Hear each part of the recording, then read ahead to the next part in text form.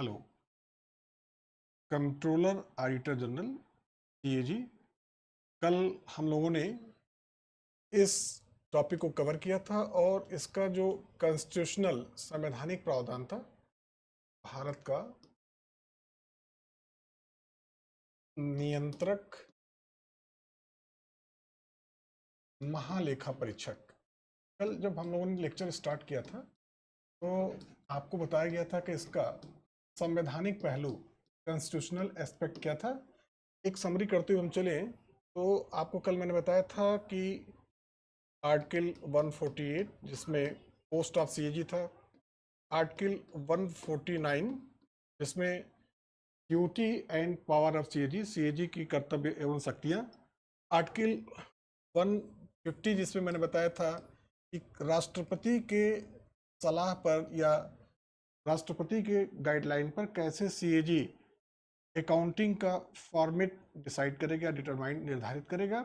और फाइनली मैंने बताया था आर्टिकल 151 जिसमें आपको मैंने कल डिटेल डिस्कस कर दिया था कि ऑडिट लेखा परीक्षण और उसका रिपोर्ट सीएजी प्रस्तुत करेगा। थोड़ा सा इसको और डिटेल में कर दूं तो देखिए 149 यहाँ तो मैंने कल बता दिया था 149 के बारे में कि सीएजी जो कर्तव्य और शक्तियां हैं, यह सबसे इम्पोर्टेंट कर्तव्य है कि भारत सरकार एवं राज्य सरकार एवं संघ राज्य क्षेत्र के 3 निधियां होती हैं, संचित निधि, लोक लेखा निधि और आकस्मिक निधि।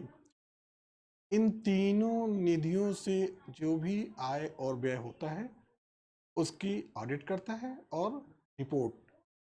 दूसरा, यह भारत सरकार के जितने डिपार्टमेंट्स हैं, विभाग हैं, उनके भारत सरकार और अंडरस्टूड यहाँ पर राज्य सरकार भी होंगे, जितने डिपार्टमेंट्स हैं सबके आय व्यय की जांच करेगा और उस पर संप्रेक्षा या ऑडिट कर कर रिपोर्ट प्रस्तुत करेगा।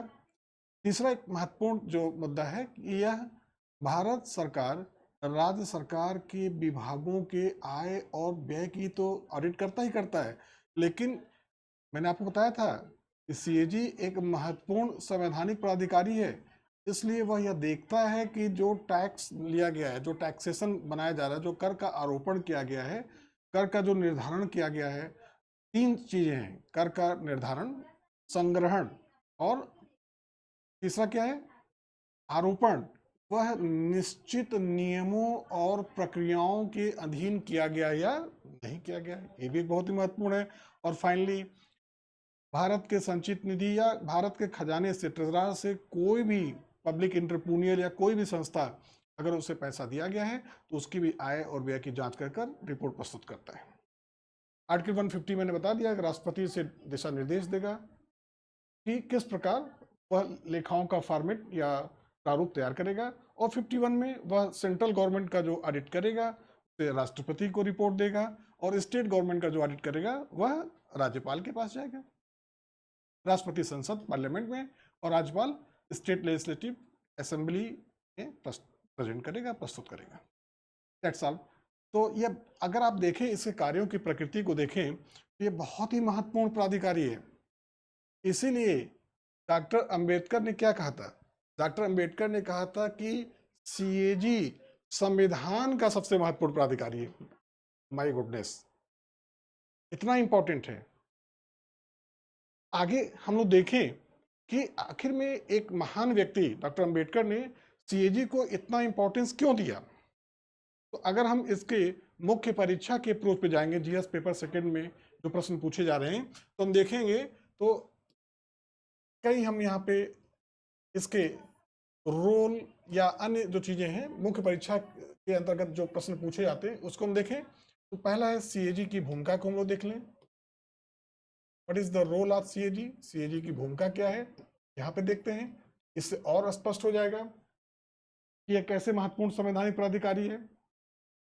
दूसरा हम देखेंगे कि सीएजी के पद से संबंधित कुछ विवाद है, सीएजी के पद से संबंधित कुछ पद से संबंधित डिस्प्यूट है, ये भी प्रश्न पूछा गया है यूपीएससी में, और संबंधित विवाद, इशू या डिस्प्यूट जो भी आप कह सकते हो। और तीसरा हम देखेंगे कि सीएजी के कार्यों की आलोचनात्मक समीक्षा, यहां से भी प्रश्न पूछे जा चुके हैं।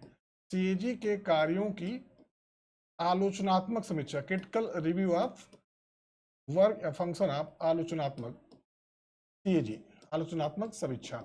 और फिर हम कंक्लूड कर लेंगे, निष्कर्ष निकाल लेंगे कि क्या वास्तव में जैसे वर्तमान समय में सीएजी रूपी संवैधानिक संस्था इसकी रेलेवेंसी है या नहीं है। That's all.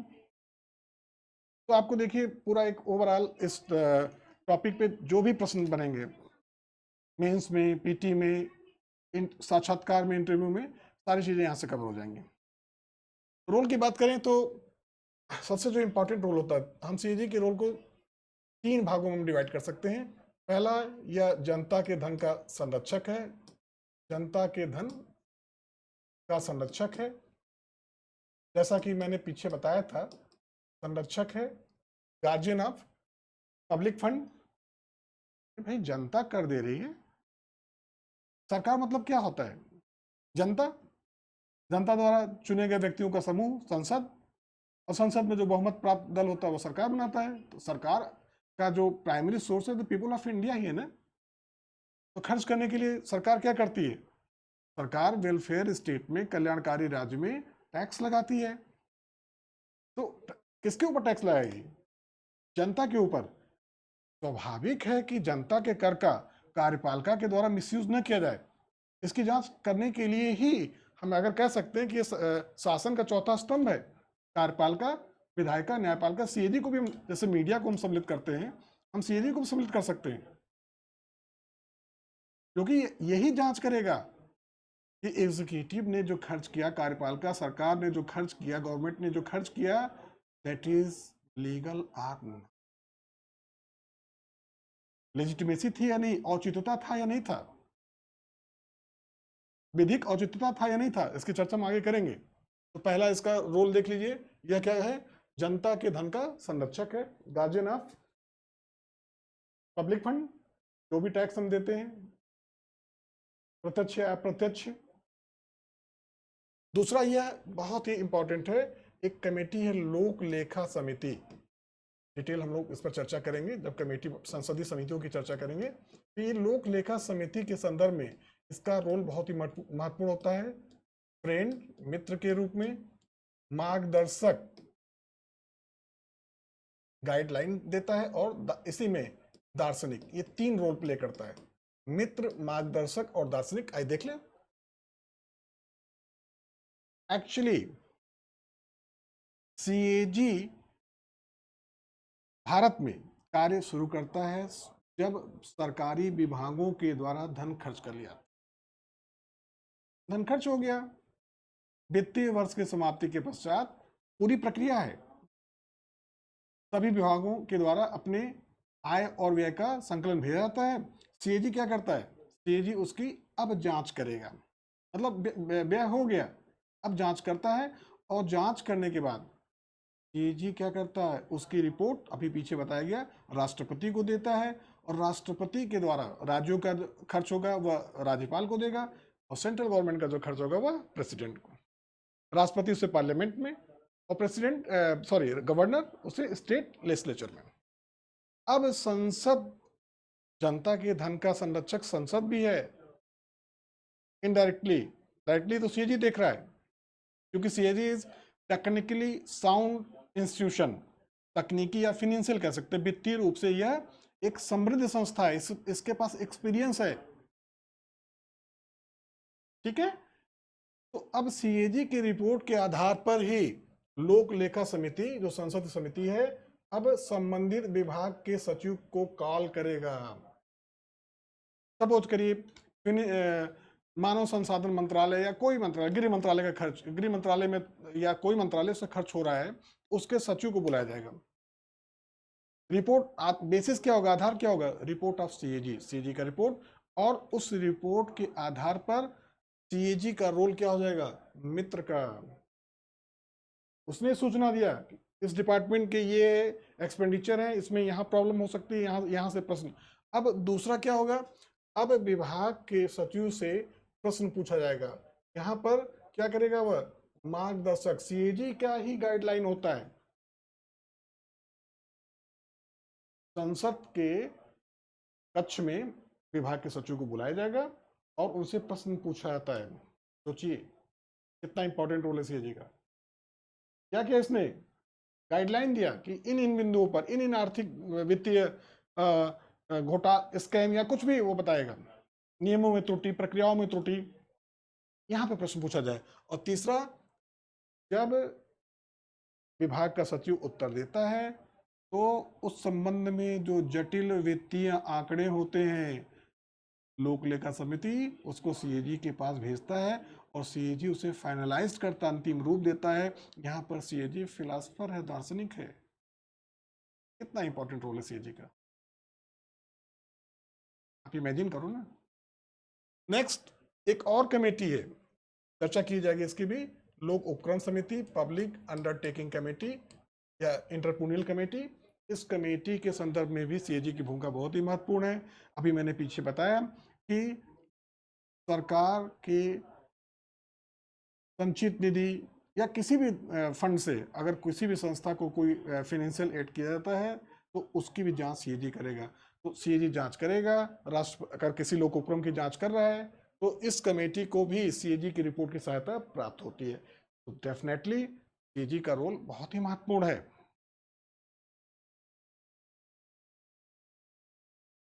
यहां पर फिर हम देखेंगे कि सीएजी के पद से संबंधित जो डिस्प्यूट्स है वो क्या क्या है।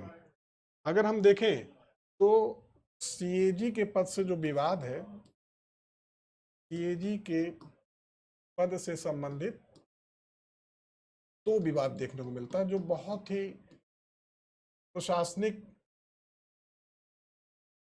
विवाद, जो बहुत ही प्रशासनिक चर्चा का केंद्र बिंदु भी रहता है। पहला विवाद है कि सीएजी का जो ऑडिट है उसके नेचर के, सीएजी के लेखा परीक्षण की प्रकृति को लेकर है। लेखा परीक्षण कि केवल वह मितव्ययिता या फिजूल खर्ची की आलोचना क्यों करता, मितव्ययिता या फिजूल खर्ची की आलोचना क्यों करता, जबकि उसका कार्य सिर्फ आय और व्यय, फिजूल खर्च, जबकि उसका कार्य क्या है, सिर्फ आय और व्यय की जांच करना।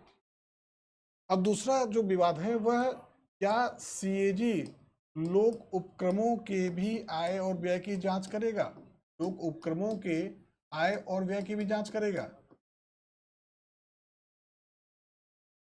ये ऑडिट करेगा। पहले विवाद के संदर्भ में दोनों में प्रश्न बनेगा या बन चुका होगा। पहले विवाद के संदर्भ में माय डियर हम ये देख सकते हैं कि सीएजी जनता के धन का संरक्षक है। अगर संसद का कोई कानून, जैसा कि पीछे मैंने बताया था कि सीएजी 1971 में जो कानून बनाया गया उसमें सीएजी 1971 तक ऑडिटिंग और अकाउंटिंग दोनों कार्य कर रहा था, लेकिन 1976 में सीएजी से अकाउंटिंग का कार्य हटा लिया गया। क्यों, अभी उसकी भी चर्चा हम आगे कर लेंगे। अब सीएजी सिर्फ ऑडिट का कार्य करेगा, लेखा परीक्षण का कार्य करेगा। जो ऑर्थोडॉक्स रूल है, जो पारंपरिक नियम है, वो यह कहता है कि अगर कोई कानून किसी भी एजेंसी को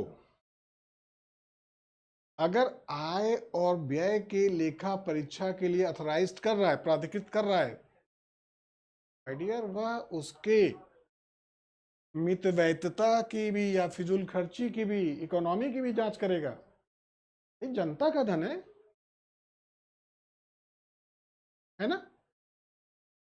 लेकिन प्रशासनिक जो विभाग है उनका क्या कहना है, उनका भी तर्क अपने जगह सुनिए, एकदम लॉजिकल अप्रोच है। प्रशासनिक विभागों का ये कहना है कि मितव्ययिता और प्रशासन दक्षता या कार्यकुशलता यह प्रशासन का उद्देश्य है। अगर वेलफेयर स्टेट में हम कुछ ऐसे कार्य कर रहे हैं जो मितव्ययिता को प्रभावित करता है तो हम पहले वेलफेयर को देखते हैं। और सीएजी क्या करता है, सीएजी ये देखता है कि कार्य फिजूल खर्ची तो नहीं हो रही है। तो प्रशासनिक विभागों द्वारा यह कहता है कि इससे प्रशासन के निर्णय लेने में बाधा उत्पन्न होता है। और कई आधुनिक विद्वान भी, जैसे अमेरिकी विद्वान पाल एपलबी, ने भी इसी मत का दृष्टिकोण किया है कि सीएजी प्रशासन के कार्यों में बाधा उत्पन्न करता है। तो आपके पास एक ऑर्थोडॉक्स हो गया, एक मॉडर्न अप्रोच हो गया। What is your view? आपका व्यू क्या है? यूपीएससी यही तो चाहता है। आप बताएंगे कि ठीक है, सीएजी चूंकि उसको संसद के कानून के द्वारा अधिकार मिला हुआ है, तो वह लेखा परीक्षण के साथ साथ ये भी देखेगा कि जनता के धन का फिजूल खर्ची न होने पाए, इकोनॉमी के साथ, एफिशिएंसी के साथ कार्य हो। लेकिन सीएजी को इस प्रकार भी ऑडिट नहीं करना चाहिए या इस प्रकार भी क्रिटिक नहीं करना चाहिए प्रशासनिक विभागों को, जिससे उनके निर्णय लेने की क्षमता या प्रशासनिक निर्णय प्रभावित हो। प्रशासनिक निर्णय प्रभावित होगा तो जो भी विकास कार्य होंगे उसमें बाधा उत्पन्न होगी। एक हमने संतुलित उत्तर दिया जो यूपीएससी चाहता है। दूसरा यहाँ पे देखिए कि लोक उपक्रमों के आय और व्यय की जांच। मैं आपको डिटेल चर्चा करूंगा पब्लिक इंटरपूनियल में, संविधान के क्लास में। तो मैं बताऊंगा कि लोक उपक्रमों की स्थापना का जो ऑब्जेक्टिव था यही था कि सामाजिक आर्थिक न्याय, कुछ इकोनॉमिक डेवलपमेंट, ठीक है, कुछ वेलफेयर स्टेट का जो कंसेप्ट था उसको फुलफिल करना, मतलब लोक कल्याणकारी राज्य की जो अवधारणा थी उसको पूरा करना। अब सीएजी लोक उपक्रम की जांच करेगा क्योंकि लोक उपक्रमों की जो आंशिक पूंजी होती है वह संचित निधि के द्वारा उपलब्ध या सरकार के द्वारा उपलब्ध कराई जाती है। सरकार मतलब जनता, जनता का पैसा है। लेकिन लोक उपक्रमों का यह आरोप है कि सीएजी के पास कोई व्यावसायिक एक्सपीरियंस नहीं है। चार्टेड अकाउंटेंसी का कोर्स तो किया नहीं इन्होंने। ऐसी स्थिति में सीएजी जब लोक उपक्रमों के आय और व्यय की जांच करेगा तो क्या होगा? उससे उससे चाहे लोक निगम हो चाहे सरकारी कंपनी हो, विभागीय उपक्रम पर तो वैसे ही कठोर नियंत्रण होता है प्रशासनिक मंत्रालयों का। ऑटोनॉमस अगर दिया, ऑटोनॉमी दिया गया है तो फिर थोड़ा बहुत लोक निगम और सरकारी कंपनियों का, या आजकल बहुराष्ट्रीय जो एमएनसीज का कंसेप्ट आ गया, ढेर सारे कंसेप्ट आ गए हैं। तो उनका ये मानना है कि अगर सीएजी इस प्रकार कार्य करेगा तो फिर जो सामाजिक आर्थिक न्याय का कंसेप्ट है उस पर निश्चित ही प्रभाव पड़ेगा। और लोक उपक्रमों के स्वस्थ व्यावसायिक सिद्धांत, चूंकि भाई अब लोक उपक्रम बहुराष्ट्रीय कंपनियों का दर्जा दिया गया है, उनका कंपटीशन किससे है? अमेरिका की कंपनी, फ्रांस की कंपनी। तो ऐसी स्थिति में अगर सीएजी फॉल्ट फाइंडिंग का कार्य करेगा, छिद्र अन्वेषण का कार्य करेगा, तो लोक उपक्रम स्वस्थ व्यावसायिक सिद्धांतों के आधार पर कार्य नहीं कर पाएंगे और वो घाटे में आ जाएंगे। आप फिर यहाँ पे कंक्लूड करेंगे कि 1976 का जो कानून बनाया गया है उस कानून में सीएजी को यह अधिकार दे दिया गया है कि सरकार के धन से फंडेड कोई भी संस्था हो, पब्लिक सेक्टर ही नहीं, कोई भी इंस्टीट्यूशन हो, चाहे उस संबंध में विधिक प्रावधान हो या ना हो, सीएजी उसके आय और व्यय की जांच कर सकता है। That's all. ये दो इश्यूज आजकल बहुत चर्चा में हैं, अक्सर क्रिटिक में हम देखते भी हैं। एक इम्पॉर्टेंट इश्यूज और है जिसे हम देखें तो वो ये है कि सीएजी का जो पद था, इसमें सीएजी का पद मैंने पीछे आपको बताया था कि 1935 एक्ट में सीएजी के पद को लाया गया, लेकिन उस समय सीएजी का कार्य सिर्फ अकाउंटिंग और लेखा परीक्षण, नियंत्रक का कार्य नहीं था। एक प्रश्न पूछा गया यूपीएससी में कि क्या भारत के सीएजी के पास कंट्रोलर, सीओएमपी, कंट्रोलर का पावर है? आइए देख लेते हैं। सबसे पहले अगर सीएजी के कंट्रोलर के पावर को देखना है, नियंत्रक के पावर को देखना है, तो हम इसकी तुलना करें एक कंपैरेटिव नियंत्रक, एक हम कंपैरेटिव स्टडी करें इसके जो जहां से लिगेसी विरासत जहां से हमने लिया है, ब्रिटिश शासन प्रणाली से हमने लिया ये पद। तो ब्रिटिश शासन प्रणाली के सीएजी को हम देखते हैं और उससे तुलना कर लेते हैं। तो ब्रिटिश शासन प्रणाली का जो कंट्रोलर ऑडिटर जनरल है, सीएजी है, उसके हम नेचर ऑफ फंक्शन देखें, कार्य की प्रकृति देखें और फिर हम इसे कंपेयर करें अपने भारत के सीएजी से। अगर दोनों एक समान होगा तो हम कंक्लूड कर देंगे कि controller auditor general of India has power of controller. अगर एक समान नहीं है तो भाई फिर हम सुझाव देंगे कुछ। आइए देखते हैं पहले ब्रिटेन के सीएजी का रोल क्या है, जहां से ये पद हमने लिया है। ब्रिटेन का जो सीएजी है वह ब्रिटेन में विभागों के द्वारा जब बजट पास हो जाता है तो विदाउट अप्रूवल ऑफ सीएजी, बिना सीएजी की स्वीकृति के एक पेनी नहीं खर्च कर सकता। सीएजी का यह महत्वपूर्ण रिस्पॉन्सिबिलिटी, उत्तरदायित्व है कि वह देखे कि बैंक ऑफ इंग्लैंड में रेवेन्यू, राजस्व मतलब जो आय होता है, प्रॉपर तरीके से मेंटेन किया जा रहा है और बिना विधि के प्राधिकार के, बिना लीगल अथॉरिटी के बैंक ऑफ इंग्लैंड से एक भी पैसे की निकासी न हो सके। और महत्वपूर्ण पहलू यह है कि ब्रिटेन में जब बजट पास होता है तो पास होने के पश्चात प्रत्येक विभाग के व्यय संबंधित जो डाटा होता है वह सीएजी के पास जाता है और सीएजी उसको चेक करता है कंसर्न जो संबंधित जो व्यय है, एक्सपेंडिचर है, उसका लीगल लेजिटिमेसी है या नहीं, औचित्य है या नहीं, विधिक औचित्य है या नहीं।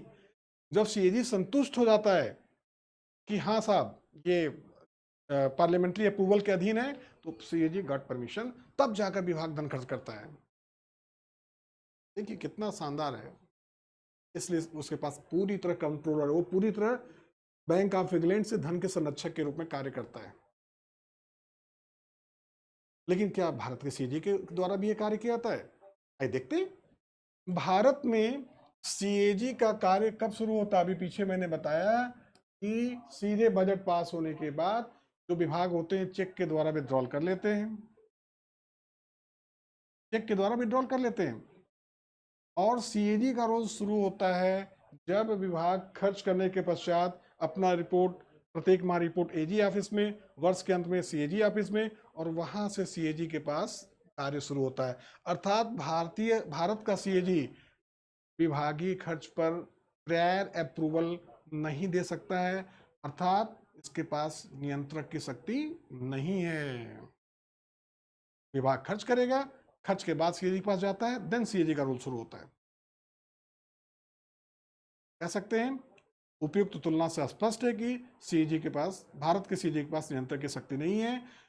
1950 के संविधान के प्रावधानों के अंतर्गत नियंत्रक शब्द जोड़ा गया। ऐसा इसलिए किया गया कि भारत के सीएजी के पास भी नियंत्रक की शक्ति लाया गया। और 1976 में इसीलिए सेंट्रल गवर्नमेंट से अकाउंटिंग का कार्य सीएजी से वापस लिया गया, वर्कलोड को कम करने के लिए। राज्यों में अभी भी कर रही है, केंद्र में सीएजी है। आप कहेंगे कि भारत का सीएजी कंट्रोल का कार्य तभी कर सकता है जब समस्त वित्तीय प्रणाली और लेखांकन प्रणाली में मूलभूत संशोधन या सुधार या चेंजेस, परिवर्तन किया जा सके। That's all. आ रहा समझ में आपको, आप लोगों को? देखिए इसके बाद जो लास्ट इशू है हम देखेंगे कि सीएजी के कार्यों की आलोचनात्मक समीक्षा, तमाम बातें की जाती है सीएजी के कार्यों की आलोचनात्मक समीक्षा, कार्यों की क्रिटिकल रिव्यू, आलोचनात्मक समीक्षा। यहां से कई प्रश्न निकल के आएंगे। आलोचनात्मक समीक्षा, critical review of function of CAG, यहां से कई आपके प्रश्न आते हैं यूपीएससी में। क्या सीएजी का पद, तमाम क्रिटिक आप सुनते होंगे, सीएजी के पद को समाप्त कर दिया जाए, तमाम जो पॉलिटिकल स्टेटमेंट होते हैं, तो क्या ऐसा है?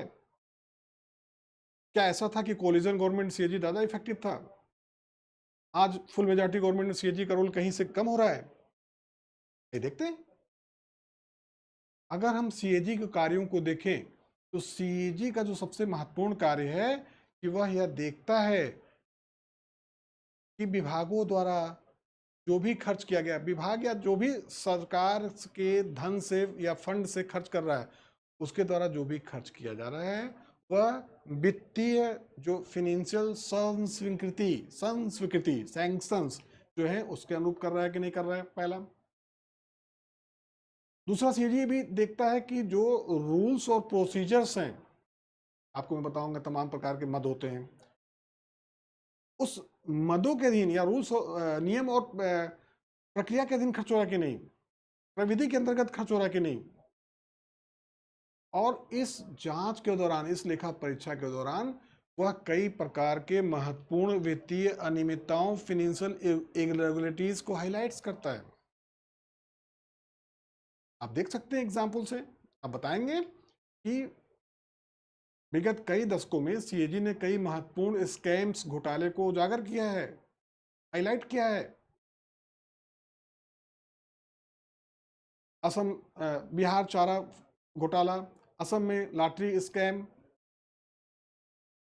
उत्तर प्रदेश में मंत्री और अफसर की विदेश यात्रा स्कैम्स, ईयर्स 2002 96 ऐसे शुरू हो रहा है। 2G स्पेक्ट्रम घोटाला, कॉमनवेल्थ घोटाला, ढेर सारे घोटाले ऐसे थे, जिस वित्तीय अनियमितताएं थी, स्कैम्स थे, जिसको फाइनेंशियल इरेगुलरिटीज थी, जिसको सीएजी ने अपने रिपोर्ट के द्वारा उजागर किया है। लेकिन देखिए इसका दूसरा पहलू भी है। जो स्कैम्स होते हैं उसको इकोनॉमिक्स के शिक्षक बेहतर समझा सकते हैं, लेकिन इसका एक दूसरा एस्पेक्ट है कि प्रशासनिक जो एजेंसीज हैं उनका ये क्या कहना, विभागों का क्या कहना है कि सीएजी का जो कार्य है वो वॉच डॉग का है, सजग रखवाला कुत्ता, वॉच डॉग मतलब प्रहरी के रूप में, सजग प्रहरी। सीएजी का जो रोल है वो वॉच डॉग का है, लेकिन यह वॉच डॉग का रोल नहीं प्ले कर रहा है। कुछ आलोचक कहते हैं यह ब्लड हंटेड डॉग के रूप में, शिकारी कुत्ता, रक्त पिपासु शिकारी कुत्ता। वैसे तो भाई बहुत ज्यादा आलोचना हो गई। रक्त पिपासु शिकारी कुत्ता, क्या तर्क है उनका कि सीएजी अपने नकारात्मक छिंद्रान्वेषण प्रकृति, फॉल्ट फाइंडिंग जो नेचर है, उस प्रकृति के कारण यह प्रशासनिक अधिकारियों को कार्य करने में बाधा उत्पन्न करता है, जिससे प्रशासनिक अधिकारी या विभाग निर्णय लेने में इनकम्पिटेंट, अक्षम हो जाते हैं और विकास कार्य प्रभावित होता है। इसलिए सीएजी का जो ऑडिट है वो नकारात्मक प्रकृति का है।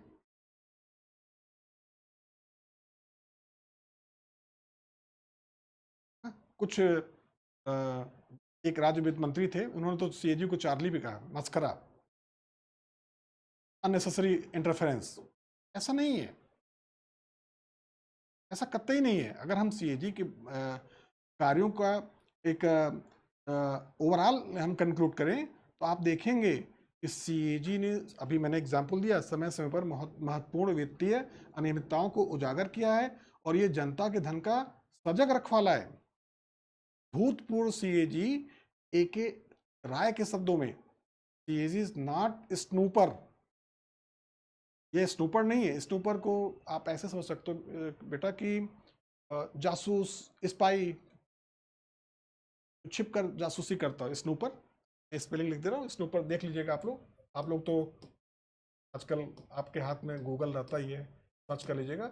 स्पाई करने वाला, खोजी प्रकृति मतलब ढूंढने वाला, जासूसी करने वाला। सीएजी स्नूपर नहीं है। भूतपूर्व सीएजी एके राय के शब्दों में सीएजी न तो स्नूपर है, हिंदी में कहा था दस्तदाज, न तो ये स्नूपर है और न ही यह रेन इंस्पेक्टर, गंदी नालियों का निरीक्षक नहीं है। लेकिन जरूर यह ऑडिट के दौरान, अपने लेखा परीक्षा के दौरान जो सरकारी विभागों के द्वारा धन का अपहरण किया जाता है उसकी जांच करता है और उसे हाईलाइट करता है। दोनों पहलू हो गए। एपएलबी जैसे विद्वान तो सीएजी के, लगता है दोनों के बीच में कोई पर्सनल इस संस्था से एपएलबी आए थे भारत में। इन्होंने ढेर सारे रिकमेंडेशन भी दिया 1952 में प्रशासन में सुधार के लिए। इन्होंने तो सीएजी को समाप्त करने की बात की है। आपका क्या मत होना चाहिए? आपको स्पष्ट ये बताना चाहिए कि सीएजी सजग प्रहरी है जनता के धन का। इसके भूमिका में या कार्य में या रोल में किसी भी प्रकार की कोई कमी किए जाने की आवश्यकता नहीं है। लेकिन साथ में सीएजी के कार्यालय या सीएजी को भी यह ध्यान देना चाहिए कि वह इस प्रकार कार्य करे, छिंद्रान्वेषण का कार्य न करे नकारात्मक प्रकृति से, बल्कि वह सकारात्मक प्रकृति के साथ प्रशासनिक विभागों के मित्र के रूप में, सहयोगी के रूप में कार्य करे। भाई आपको मैं बताऊंगा कि आपकी ये कमी है, आप इसे सुधार करिए तो आप सेलेक्ट हो जाओगे, और आपको उनसे नेगेटिव आपका मूल्यांकन करें तो आप तो फ्रस्ट्रेट हो जाओगे ना।